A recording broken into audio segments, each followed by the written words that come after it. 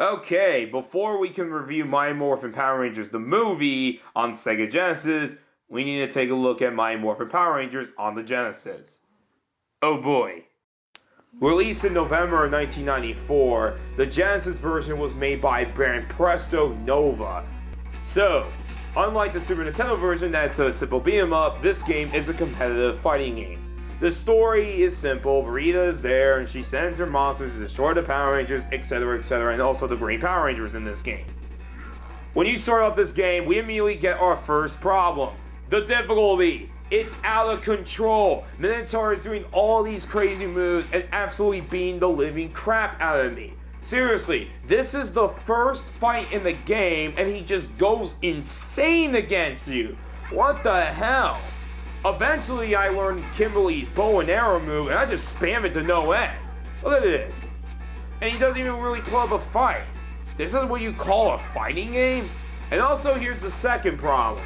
Unlike many other fighting games that came out on the Sega Genesis, like Mortal Kombat and Street Fighter that used the 6-button controller, this game right here only uses 2 buttons. Yes, A is your normal attack, B is your fierce attack. Are you kidding me? Especially in November of '94, there were many fighting games that came out before this game that already utilized 6-button controllers. Why 2 buttons? Did they sell the Game Gear version and decide to mimic it? Well, when they did that, they failed miserably because this game plays really iffy. Even though it feels smooth, it just doesn't feel right punching and kicking your opponent. I feel like it's just floaty. So anyway, here's your opponent. First up is Minotaur, which I explained hard as hell. Your second opponent is Tommy the Green Ranger. After you beat him, you fight his Dragon Zord, which is really nice. The third fight is... Wait, what? Madam Ho? Madam Ho?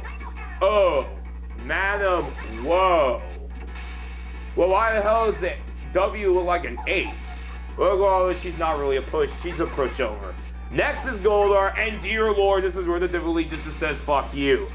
Goldar likes to spam his sword move that looks like Sagat's Tiger Uppercut, and it does a lot of damage. He just goes up in your face. And lastly, Cyclopsis, no surprise. Cyclopsis, as you can see, I'm beating the living hell out of him because, no surprise, I lowered the difficulty.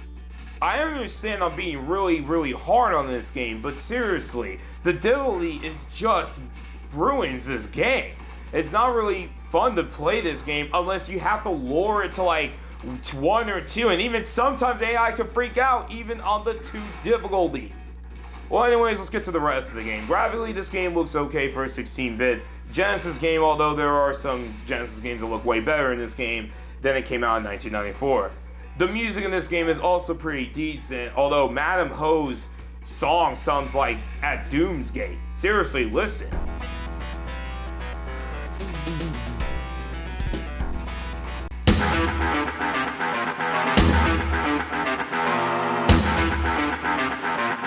So yeah, once you finally beat Cyclopsis, the game is done, you've saved the world, the end. I know there's a lot of people that really like this game, and I'm just not one of them. Even back when I first played it, back in 2005, I didn't find great appeal to it. I honestly think that this is by far the weakest Power Rangers game of the 16-bit era, in my opinion. Like I said, if you enjoy this game, that's fine. We have to kind of understand where I'm coming from, and I just think many Genesis owners kind of got gypped with this game. But anyways, enough talking about Power Rangers on Genesis. Let's talk about Mighty Morphin Power Rangers, the movie on the Genesis, which I think is a way better game. Released in July of 1995, the Genesis version of Mighty Morphin Power Rangers, the movie, was made by Sims instead of Brand Presto, who did the last game. Thank freaking God. Unlike the last game I reviewed, the Genesis version is a simple beat 'em up and plays nice for the most part, although there are a few weird things they decided to do with it. This game, the main villain is Ivan Ooze, who is the main villain of the movie.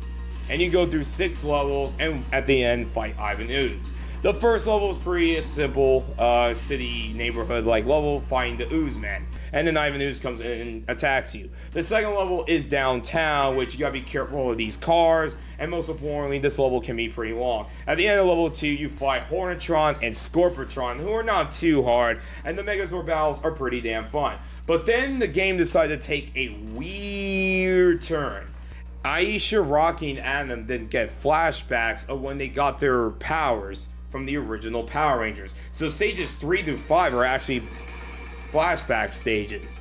Stage 3, you're in a park battling putties and then the weird sentinel neck, ear, and ring enemies, which is nice. And where you get to play is the Thunder Zord, which is awesome. Or the Tiger Zord.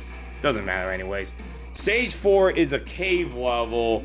And I must warn you, this can be kind of a tricky level because you have to destroy one of these 2 rocks to either fight a couple wave of putties or a secret Lord Zed fight. If not, you are not going to progress this level. Trust me, I recently saw a live stream of someone getting stuck on this level. Next up is Goldar, and he can be pretty annoying because he just flies around like an idiot. Next up is level 5, where you're in the plan to get that sword so they could make Aisha, Rocky, and Adam become the new Power Rangers. Oh, and by the way, they actually mentioned the International Peace Summit. Wow, they actually had the balls to mention that? For anyone who is not a Power Rangers fan, this was a big controversy because we all know the story. Trini, Jason, Zach wanted more money from Saban because they were underpaid. Saban didn't do that, and they left. So they made this International Peace Summit to kind of written them off. Wow. After completing level 5 and after the flashback, Adam, Aisha, and Rocky realize, oh shit, Ivan Ooze is attacking the city. We must defend the city. All right. So anyway, stage 6 is the Ivan Ooze fight, and he can be pretty annoying because he has like a seismic toss-like move that does half your damage and just grabs you. Another weird thing is that when his health is low, you can't really punch him unless you have to spin around like Cinderella and do like a weird drop kick or a weird spinning kick. Anyways, after beating him twice, the game is over. Hey look, I got a high score. So yeah, the game ends with you pushing Ivan Ooze in that Comet, Bulk and Skull claim that they're the heroes, and credits roll. The graphics in this game are pretty nice for a Sega Genesis game, although once again, just like the last game I just checked out, not really the most impressive looking Genesis game.